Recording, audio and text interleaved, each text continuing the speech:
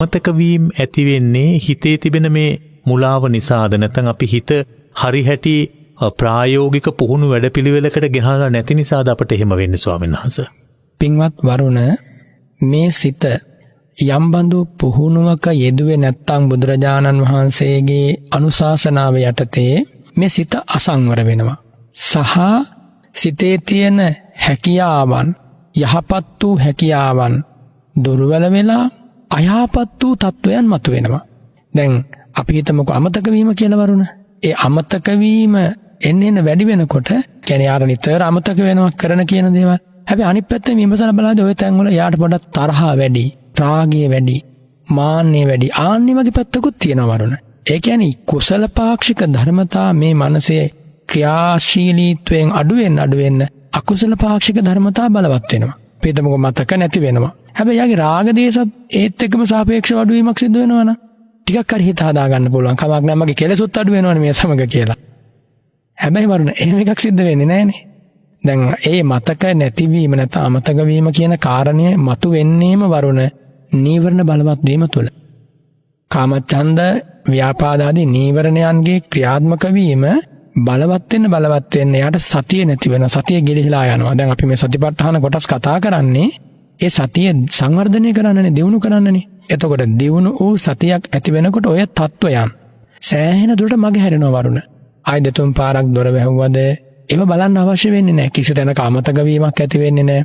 බඩු මුට්ටු අමතක වෙන්නේ නැහැ. සමහර මිනිසුන්ට වරුණ මේ අත්‍යවශ්‍ය දේ අමතක වෙලා අත්‍යවශ්‍ය තැනකට යද්දී එහෙම අවස්ථා එනවනේ. ඉතින් ඒ එන්නේ සතිය ගිලිහිලා ගිහිල්ලා විශාල මේ ලෞකික අරමුණු ප්‍රමාණයක් එක්ක අධිකව මේ මනස වෙහෙසකර බවට පත් වෙලා අතීත අරමුණු, අනාගත අරමුණු සහ මේ වර්තමානයේ එදිනෙදා ජීවිතය කරන ගනුදෙනු මේ සමස්තය සමග සතියක් නැති බව, චිත්ත ඒකාග්‍රතාවයක් නැති බව, යෝනිසෝ මනසිකාරයක් නැති බව කියන කාරණය බලවත් වෙලා. ඒ වගේ තැනකදී වරුණ මේ අමතක වීම විතරක් නෙමෙයි, තවත් දේවල් වලට මුහුණ දෙන සිද්ධ වෙනවා. අමතක වීම එකක් විතරයි. සමහර විට කියන්න හොඳ නැති නුසුදුසු වචන යාගේ අතින් කියවෙනවා.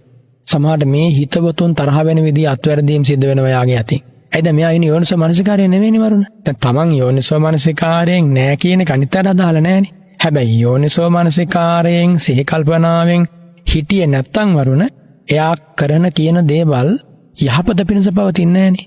මිත්‍රත්වය අමතක වෙන්න පුළුවන්, යුතුයකම් අමතක වෙන්න පුළුවන්, වගකීම් අමතක වෙන්න පුළුවන්, පොරොන්දු කැඩිලා යන්න පුළුවන් නේද වරුණ? එහෙමයි ස්වාමීන් වහන්සේ. ඒ තුල යාට තවත් ජීවිතය අවුල් වෙන පැත්තට විතරයි කටයුතු සිද්ධ වෙන්නේ. අනස මම ඔයටම ගලපලා තවත් කාරණාවක් ඔබ වහන්සේගෙන් දැනගන්නට කැමතියි. දැන් අපි යම් දෙයක් කියනකොට ස්වාමීන් වහන්සේ කියන දේ පිළිබඳ අපට අවබෝධයක් තිබෙනවාද? දැන් මොකද යම් දෙයක් හිතන්නේ නැතිව අපිට එහෙම කරන්න පුළුවන් කමක් තිබෙනවාද? සිතට ඇතිවන සිතුවිලිද අපි ක්‍රියාවට හැම විටම නංවන්නේ ස්වාමීන් වහන්සේ. සමහරු කියනවා නොහිතා කිව්වේ, නොහිතා කරපු දෙයක් ඒක මම හිතුවේ නෑ ඒ ගැන, ඒ වෙලාවේ ඒ විදිහට මගේ කටින් ප්‍රකාශ වුණේ මං හිතලා කරපු දෙයක් නෙවෙයි. මේ වගේ ප්‍රකාශ තියෙනවා ස්වාමීන් වහන්සේ. මේවා බොරුද? අපිට එහෙම සිතුවිල්ලක් ඇති වෙන්නේ නැතුව, එහෙම නැත්නම් අපිට හිතන්නේ නැතිව එහෙම ක්‍රියාවට නංවන්න පුළුවන් ද? ක්‍රියාවට නැං වෙනවාද ස්වාමීන් වහන්සේ? පින්වත් වරුණ, සිතක් පහළ නොවි කාය කර්ම, වචී කර්ම සිද්ධ වෙන්නේ නැහැ. තථාගත ධර්මයට අනුව යම්බඳු වචනයක් කතා කරද්දී ඊට පෙර ඒකාන්තයෙන් සිත් පරම්පරාවක් පහළ වෙනවා. චිත්තක්‍රියා වායෝ ධාතුවක් ඒ අනුව ජනනය වෙනවා. ඒ අනුව වචී විඤ්ඤාති රූපය පහළ වෙලා තමයි වචන කතා වෙන්නේ. ඔය කියන්නේ වරුණ නොහිතා කතා කළා කියලා එයා යෝනිසෝ මනසිකාරයෙන් ඒ පිළිබඳ පසුුනේ නැහැ. දැන් රාහුල ස්වාමීන් වහන්සේට භාග්‍යවතුන් වහන්සේ දේශනා කරනවා, රාහුලයනි වචනයක් කතා කරන්න පෙර පච්චවෙක්ඛිත්වා අපච්චවෙක්ඛිත්වා හොඳට සිහියෙන් නුවණින් කල්පනා කරලා ඒ වචනේ කතා කරන්න සූදානම් වෙන්න. ඒ කතා කරන්න පෙර එහෙම කරන්න බැරි වුණා නම් කතා කරන වෙලාවේ හෝ මෙනෙහි කරන්න මේ වචනය නිධානවතී වචනයක්ද, අර්ථාන්විත වචනයක්ද, බොහෝ දෙනාට හිතසුව පිණිස පවතින වචනයක්ද? ඒ සියල්ලටම පෙර වරුණ තමන්ගේ පැත්තට මේ වචනේ යහපත පිණිසද පවතින්නේ කියලා හිතන්න කියනවා. එසේ නොවේ නම් මේ වචනේ කතා කිරීම ඉඳුරාම නවත්තන්න. හැබැයි වරුණ එතෙන්ට ඇවිල්ලත් සිහි කල්පනාව ඇති උනේ නැත්තම් යා වචනේ කියවුණා නම් එසේ විමසීමකින් තොරව කියලා ඉවරුණාට පස්සේ හරි හිතන්න කියලා මම මේ කියපු දේ හරිද කියලා වරුණ. අවස්ථා තුනකදී ප්‍රත්‍යවේක්ෂා කරන්න ඕන. ඒතර ඔය තුනදී ප්‍රත්‍යවේක්ෂා කරලා අපි ජීවිතේ හුරු කරගත්තාම කතාබස් කිරීම සහ කායික ක්‍රියාකාරකම් ටික දවසක් යනකොට වරුණ කතා කරන්න කලින් එයාට එනවා මේක කතා කරන්න හොඳ දෙයක්ද නරක දෙයක්ද කියලා. යමක් කරන්න කලින් එයාට යෝනිසෝ මනසිකාරය පහළ වෙනවා. ඉතින් ඒ වගේ තැන්වල තියෙන්නේ වරුණ එයා මේ ධර්මයේ තුල සිත කය වචනය පුහුණු කරලා නැහැ. ඒ පුහුණු නොකිරීම නිසා තමයි වහා වචන කියවෙන්නේ. ඊළඟට අර නොහිතා කිව්වා කියන සමහර දේවල් එහෙම වෙනවා. ඒක එච්චර දුර දිගක් ඒ ගැන කල්පනා කරලා ඒකේ ආදීනමය අනතුරු ඒවා දකින්න නැතුව ඔහේ කියනවා. ඉතින් ඒ වගේ සිදුවන අනතුරු බලවත් මේ සාමාන්‍ය ජීවිතයට පවා. මේ කටින් වචනයක් පිට වුණාට පස්සේ වරුණ කටවහල වැඩක් වෙන්නේ නැහනේ. එනිසා අපි කතා කරන වචනයෙන් සාමේ කායික ක්‍රියාකාරකම් වලින් බාහිරත් එක්ක මේ සම්බන්ධතාවය පවතින්නේ මේ ජීවිතේ. ඒ පරපටිබද්ධ භාවය. ඉතින් එතනදී ගිහි වේවා පැවිදි වේවා කාටත් වරුණ මේක බලපානවා.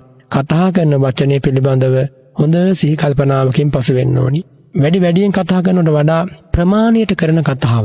ඒ වගේම තව කෙනෙකු සමග කෙරෙන පිළිසඳරේදී ඒ පිළිසඳර මුසාවෙන්, පරුෂ වචනයෙන්, කේලමින්, ඒ වගේම හිස් බවකින්, හිස් වචන කතා කිරීමකින් තොරව පවත්වන්න පුළුවන්. ආන්නේ පිළිසඳර තමයි උතුම් පිළිසඳරක් වෙන්නේ, උතුම් කතාවක් වෙන්නේ. කතාවේදී වේවා වරුණ, ක්‍රියාවේදී වේවා සිහි කල්පනාවෙන් තොරව නම් එයා ජීවත් වෙන්නේ. මෙලොවටත් එයාට ඒක අනතුරක්, පරලොවටත් අනතුරක්. එහෙමයි ස්වාමීන් වහන්සේ.